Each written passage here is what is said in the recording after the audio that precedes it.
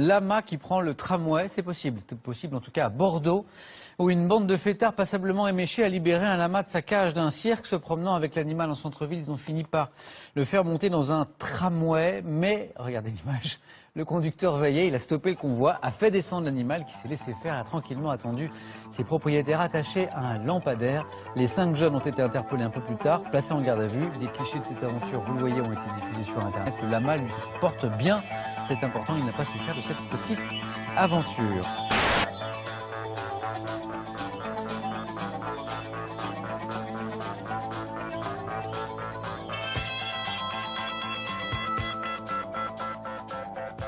Salut à tous et bienvenue pour ce nouveau numéro des infos dont on parle peu. Un numéro un peu spécial aujourd'hui, un format spécial, puisque je vais vous parler que d'infos internationales. Que d'infos internationales parce que d'abord il y a un gros paquet d'infos à donner, et ensuite parce que je m'apprête à faire l'interview dans quelques minutes de Karen Hughes. Karen Hughes qui était une ancienne de la Banque mondiale, donc on a réussi à dégoter une interview d'elle. On voit déjà des vidéos qui traînent sur internet à propos de Karen Hughes. Donc voilà, l'interview de Karen Hughes suivra la vidéo des infos dont on parle peu. Voilà, donc on va attaquer tout de suite, on va pas perdre de temps, attachez vos ceintures et on y va. Les infos internationales donc, et on va commencer avec Gaza. Gaza qui est au bord de l'implosion et qui est plongée aussi dans le noir. Donc l'enclave palestinienne subit de plein fouet les conséquences de la campagne égyptienne de destruction des tunnels de contrebande vers le Sinaï. Inondées, dynamitées, saccagées, les galeries souterraines sont aujourd'hui la cible du nouveau pouvoir égyptien. Perçus comme les portes d'entrée ou de sortie des terroristes salafistes du Sinaï, 90% des tunnels ont été mis hors d'usage, 794 en 2013 et 1055 depuis janvier 2011. Les magasins, les supérettes et même les vendeurs à la sauvette accumulent les listes d'impayés, résultat d'une double malédiction. La destruction des souterrains a avalé plus de 250 000 emplois directs et indirects. Le manque à gagner atteindrait près de 230 millions de dollars chaque mois. En parallèle, l'inflation est rampante car ce sont les produits israéliens importés en surface, mais plus coûteux, qui ont remplacé sur les étals les marchandises égyptiennes bon marché. Le prix du kilo de tomate a quintuplé, la barrique de lait est passée de 11 à 16 $, même évolution pour la farine, le sucre et les cigarettes. En conséquence, les règlements de compte se multiplient. À mesure que la crise s'installe, les mauvais payeurs sont de plus en plus souvent dénoncés à la police. Autre source de tension, l'approvisionnement en gaz domestique. Gérant de l'un des principaux points de vente de Gaza, Mafat Al-Kanzedar avoue ne plus pouvoir travailler sans protection pour contenir les colères quotidiennes des habitants frappés par la pénurie. Alors autre information, ça c'est de la radio iranienne, on apprend que Gaza a été plongé dans le noir par manque d'essence. Conséquence encore plus dramatique donc, la bande de Gaza est plongée dans le noir parce que l'essence fait tourner la seule centrale électrique de cette petite bande de terre. On parle d'Israël maintenant, Israël qui veut construire 1500 logements à Jérusalem-Est. Le Premier ministre israélien Benjamin Netanyahou et le ministre de l'Intérieur Gideon Sa'ar ont convenu de construire 1500 nouveaux logements dans la colonie de Jérusalem-Est de Ramat Shlomo. Bon, voilà, mais heureusement, John Kerry arrive avec son cheval. Il arrive en Israël pour relancer le processus de paix, bien évidemment, qui en a un grand coup sur la cafetière. John Kerry qui est arrivé à Jérusalem pour une visite censée relancer le processus de paix en difficulté. Cette visite intervient alors que, selon les médias israéliens, Israël a proposé que le tracé de la barrière de séparation en Cisjordanie serve de base au discours de paix et non les lignes d'avant 1967 comme le réclament les Palestiniens. Alors Israël qui en a fait des bonnes cette semaine et la semaine dernière puisqu'ils ont frappé également la Syrie. Alors je cite, ils ont frappé la Syrie le 31 octobre pour une attaque notamment à Latakia afin de détruire des missiles et du matériel susceptible d'être transféré au Hezbollah. Enfin bon, je ne sais pas s'ils ont reçu l'aval de l'ONU, mais ça c'est normalement censé être qualifié de violation du traité international, si je ne m'abuse. On continue, et encore Israël qui a snobé le président français. C'est tragicomique, on va dire. Donc le président du Parlement israélien Yuli Edelstein a déclaré que la Knesset boycotterait François Hollande suite au refus du président français de prononcer un discours devant les députés lors de sa visite en Israël en novembre prochain. Selon Edelstein, je cite, « Celui qui ne respecte pas la Knesset ne mérite pas le respect de cette dernière. les dirigeants étrangers et israéliens n'ont pas le droit de minimiser l'importance de la Knesset et de méconnaître le Parlement élu de l'État d'Israël. En tant que président de la Knesset, j'ai l'intention de défendre résolument la dignité de notre nation et de ses élus. Voilà. Donc après l'épisode de l'ambassadrice, maintenant voilà cet épisode-là. Quand est-ce que la France va arrêter de se faire prendre pour un paillasson, hein? On parle du Moyen-Orient maintenant, on va parler de l'Irak, on va parler de l'Afghanistan et du Pakistan, puisqu'il y a eu un certain nombre d'attaques, de bombes, de kamikazes, de drones qui vont être attaqués aussi, de drones américains bien sûr. Donc voilà, j'ai fait une liste et on va commencer par l'Irak. Alors on commence avec le 25 octobre. 10 bombes, 11 morts, un employé du ministère de la Justice abattu. Le 31 octobre, une quinzaine de tués par des attentats à la bombe, notamment à Touz Kourmatou, à 170 km au nord de Bagdad. C'est un kamikaze qui s'est fait exploser au sein d'un groupe venu examiner les dégâts produits par 2 précédentes déflagrations. Résultat, 4 morts.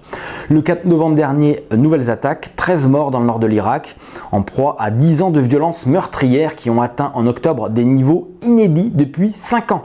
Ces attaques visaient essentiellement les forces de sécurité. Pour la deuxième journée consécutive, des kamikazes ayant fait détonner leurs charges contre la police dans plusieurs localités du nord de l'Irak. Donc pour ceux qui n'ont pas vu la vidéo de Susan Lindauer que j'ai produite la semaine dernière, elle est sur internet, je vous donne le lien, allez voir parce que c'est quand même hyper important, hyper intéressant ce qu'elle dit. Notamment, elle fait référence au gouvernement Bush à l'époque qui ont préféré la guerre à la paix en Irak. Donc ça, elle l'explique très bien, très important d'aller voir cette vidéo-là. On continue avec l'Irak et pendant que toutes ces bombes et tous ces attentats se passent, eh ben, il y en a qui se frottent les mains, il y en a qui font du business. Et notamment, c'est le cas de Total, puisque Total a annoncé avoir découvert des réserves de pétrole et de gaz grâce au puits Mirawa 1, situé à 60 km de la ville d'Erbil, capitale de la région autonome du Kurdistan irakien. 3 tests de production ont été réalisés sur les puits avec des débits compris entre 3200 et 3900 barils par jour d'huile et autres tests ont notamment permis de prouver la présence de gaz et de condensat avec des débits d'environ 20 à 30 millions de pieds cubes de gaz par jour, a précisé Total. Le Kurdistan est désormais sur le point d'achever la construction d'un oléoduc vers la Turquie qui en théorie pourrait lui donner les moyens financiers d'une indépendance régulièrement évoquée par les autorités autonomes de la région. Une telle perspective irrite le gouvernement irakien qui revendique le contrôle exclusif des vastes ressources pétrolières de l'ensemble du pays. Voilà, non seulement Total vient prendre le pétrole, je ne sais pas si la population irakienne va profiter de ce pétrole et de ce gaz. J'en suis pas sûr du tout. Et en plus, le Kurdistan qui voudrait de plus en plus son indépendance vis-à-vis de l'Irak. Alors, on passe maintenant au Pakistan, comme promis. Au Pakistan, 4 personnes ont été tuées et 17 blessées dans une explosion à Quetta, à l'ouest. Donc ça, c'était le 30 octobre dernier. L'explosif était placé dans une voiture garée près de la route. Une autre explosion a retenti sur les lieux du premier incident. Une voiture se trouvant à proximité sur laquelle s'était cassée une bouteille de gaz lors de la première explosion s'est envolée également. On continue, ça c'est au Pakistan. Le chef du mouvement taliban au Pakistan, Hakimullah Mehsud, a été tué le 1er novembre par un drone américain dans les zones tribales du nord-ouest du pays. Un mort qui remet à la fois en question l'usage très contesté des drones, des appareils sans pilote dans la région et du processus de paix avec les insurgés. Donc là, encore une fois, je repose la question, qui a donné la permission aux États-Unis d'aller taper sur le Pakistan, puisqu'il me semble qu'il n'y a aucune autorisation de l'ONU pour aller taper sur le Pakistan, il me semble. L'Afghanistan, l'Afghanistan n'est pas en reste. 27 octobre, une bombe artisanale placée en bordure de route a fait au moins 18 victimes dans la province de Ghazni, à l'est de l'Afghanistan, dont une majorité de femmes et d'enfants, ont rapporté les autorités locales. Le 8 novembre, 8 personnes ont été tuées, 5 femmes, 2 enfants, un homme, dans une explosion de voiture près de Kalat, dans la province de Zaboul. Selon les officiels, cette attaque est faite par les talibans. On voit bien tous les jours que la guerre contre le terrorisme menée par les Américains ne donne absolument aucun résultat. En Irak, en Afghanistan ou au Pakistan, la situation est même pire qu'avant. Mais bon, on va tirer aucune conséquence de tout ceci, bien sûr, et au contraire, on va envoyer des drones pour taper sur un autre pays, à savoir la Somalie, puisqu'on apprend qu'un responsable des insurgés islamistes, Shabab Abrahim Ali Abdi, décrit comme l'un des principaux organisateurs d'attaques suicides, a été tué le 28 octobre dernier par un tir de drone américain en Somalie. Voilà ce qu'a annoncé le ministre de l'Intérieur somalien. Je cite: « Cet homme a joué un rôle important dans la mort de civils innocents et sa mort va permettre de ramener la paix. » Selon la BBC, 2 chefs de Shabab étaient à bord du même véhicule qui voyageait entre Jilib et Warab, connu comme étant l'un des principaux fiefs des islamistes proches d'Al-Qaïda lorsqu'il a été frappé par un missile. Un responsable américain a confirmé, sous couvert de l'anonymat, que la frappe menée au sud de Mogadiscio l'avait été par un drone américain. Il n'a pas précisé d'où le drone qui a mené le bombardement avait décollé.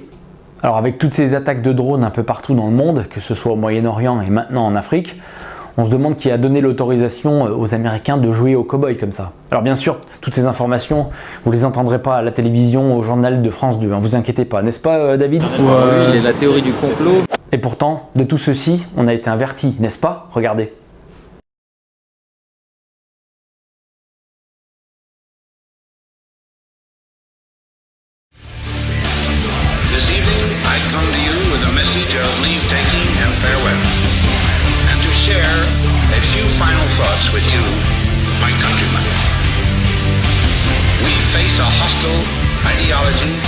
Global in scope, ruthless in purpose, and insidious in method. Unhappily, the danger it poses promises to be of indefinite duration. To meet it successfully, there is call for not so much the emotional and transitory sacrifices of crisis, but rather those which enable us to carry forward steadily, surely, and without complaint, the burdens of a prolonged and complex struggle with liberty, the state. Only thus shall we remain, despite every provocation, on our charted course toward permanent peace. Peace, peace, peace. Crises there will continue to be. In meeting them, whether foreign or domestic, great or small, there is a recurring temptation to feel that some spectacular and costly action could become the miraculous solution to all current difficulties. But each proposal must be weighed in the light of a broader consideration, the need to maintain balance in and among national programs. Balance between the private and the public economy. Balance between the cost and hoped for advantages. Balance between the clearly necessary and the comfortably desirable. Balance between our essential requirements as a nation and the duties imposed by the nation upon the individual. Balance between actions of the moment and the national welfare of the future. Good judgment seeks balance in progress. Lack of it eventually finds imbalance and frustration.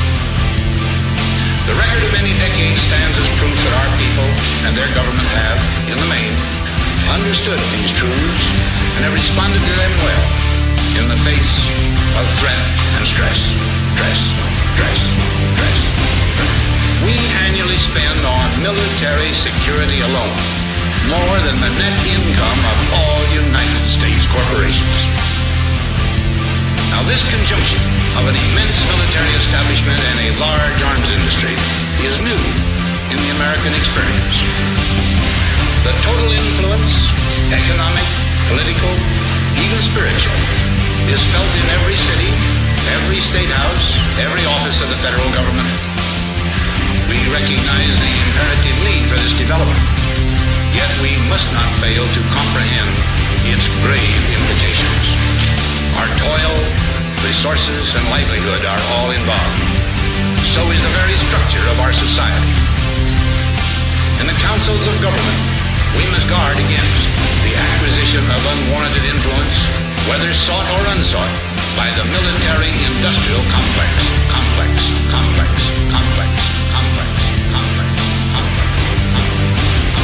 The potential for the disastrous rise of misplaced power exists and will persist. We must never let the weight of this combination endanger our liberties or democratic processes. We should take nothing for granted. Only an alert and knowledgeable citizenry can compel the proper meshing of the huge industrial and military machinery of defense with our peaceful methods and goals, so that security and liberty may prosper together. Now I am to become a private citizen. I am proud to do so. I look forward to it. Thank you, and good night. Good night. Good night. Alors bon, je montre du doigt les Américains avec leur guerre sur la terreur, mais nous maintenant en France, on est plus en reste avec notre guerre au Mali. Guerre qui, je le rappelle, avait été qualifiée par le président Hollande de totale réussite. On s'est certainement cru plus malin et plus fort que les Américains sur ce terrain-là. Voilà, maintenant les résultats dramatiques de toute cette opération. Alors d'abord, le 4 novembre dernier, un véhicule, un pick-up qui transportait 38 passagers a sauté sur une mine entre Ansonko et Menaka au sud de Gao. 4 personnes sont mortes sur le coup et 8 blessés, dont 2 dans un état critique. Et bien sûr, on peut parler évidemment de ces 2 journalistes d'RFI qui ont été assassinés le 2 novembre dernier par des islamistes au Mali. Alors pour terminer avec l'aspect militaire, regardez un petit peu l'uniforme militaire, le dernier uniforme de l'armée de Taïwan. Alors on dit que c'est l'armée de Taïwan, mais bon, ça ressemble plus à une force anti-émeute, je dirais. Enfin bref, ça fait vraiment peur, on voit leur tronche comme ça là, c'est très très chic. Je pense que ça va faire des émules en Occident, au cas où un de ces 4 matins, il y ait une petite révolution.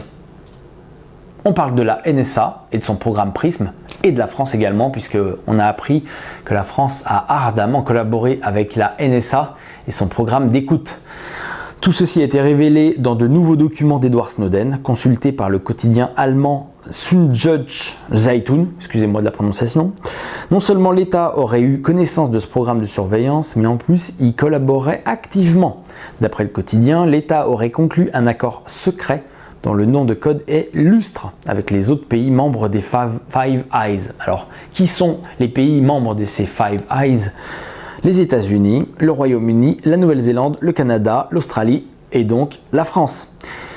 Ces pays sont partie prenante du programme de surveillance mondial Échelon, qui aurait donc signé des accords avec les pays tiers dont la France afin d'étendre un peu plus la portée de leurs oreilles.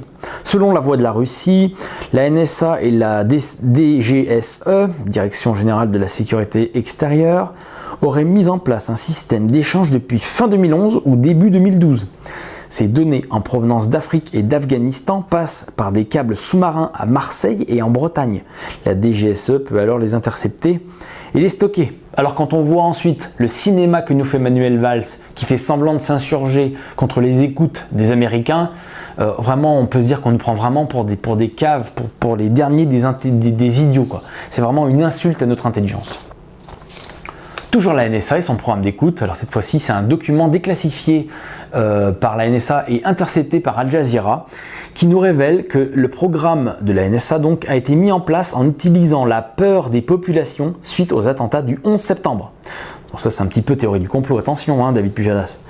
Le document indique, je cite, « Je préfère être ici afin d'expliquer ce programme aujourd'hui que d'expliquer un autre 11 septembre que nous n'étions pas en mesure d'empêcher. » Bon, pour ceux qui ont vu la vidéo de Susan Lindauer, vous avez vu qu'elle révèle que le gouvernement américain était au courant des attentats du 11 septembre à partir de avril-mai 2001. Il savait très bien que des attentats se préparaient avec des détournements d'avions et pour aller faire s'écraser dans le World Trade Center. Donc encore une fois, la NSA ment et on nous prend vraiment pour des billes. Toujours la NSA, et cette fois-ci c'est le site internet de la NSA qui a été piraté pendant quelques instants. Ça c'est une information qui a été donnée par Zero Hedge.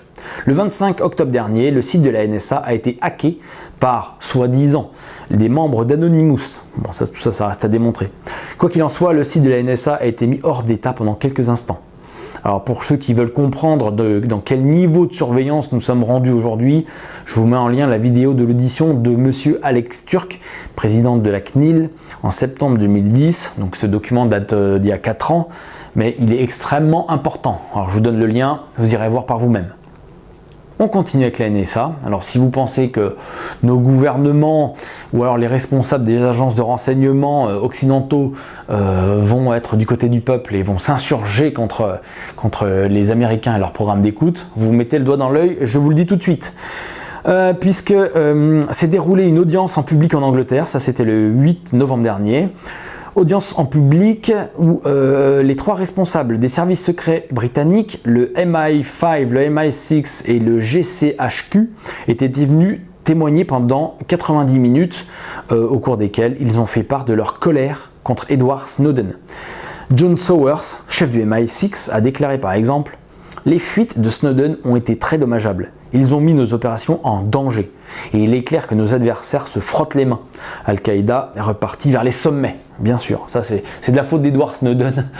C'est de la faute d'Edward Snowden, bien évidemment, s'il y a du terrorisme dans le monde, s'il y a de l'insécurité. Ça, c'est évident. Bon, tout ça, on pourra en reparler, mais ça prend un peu trop de temps. Alors, sachez également qu'au Guardian, ça bouge suite à ces révélations. Alors, le journaliste qui a révélé tous ces câbles d'Edward Snowden, le journaliste qui s'appelle Glenn Greenwald, il a quitté le journal britannique, donc de Guardian, pour fonder une nouvelle organisation consacrée à l'information. Donc bon, on lui souhaite bonne chance dans son entreprise. Voilà. Voilà, c'est terminé pour cette semaine. Rendez-vous la semaine prochaine pour un numéro complet. Je vous promets, je vais vous faire un gros numéro avec tout plein de sujets. J'ai absolument tout ce qu'il faut, ça, il n'y a pas de problème. Il suffit d'aller un petit peu sur Internet, se pencher et on ramasse les informations. Je vous parlerai notamment de Fukushima encore et du nucléaire. Voilà. Rendez-vous la semaine prochaine. Restez bien informés. Je vous remercie encore tous de votre attention. Je vous remercie de m'envoyer toutes ces informations. Là, j'en reçois tellement que je ne peux pas tout gérer, mais bon, j'essaye de faire le maximum. N'oubliez pas d'aller voir les vidéos de Suzanne Lindauer, d'Alex Turk et la future vidéo de Karen Hughes que nous allons mettre en ligne bientôt. Voilà. Rendez-vous la semaine prochaine. Merci de continuer de soutenir Info Libre. Ciao.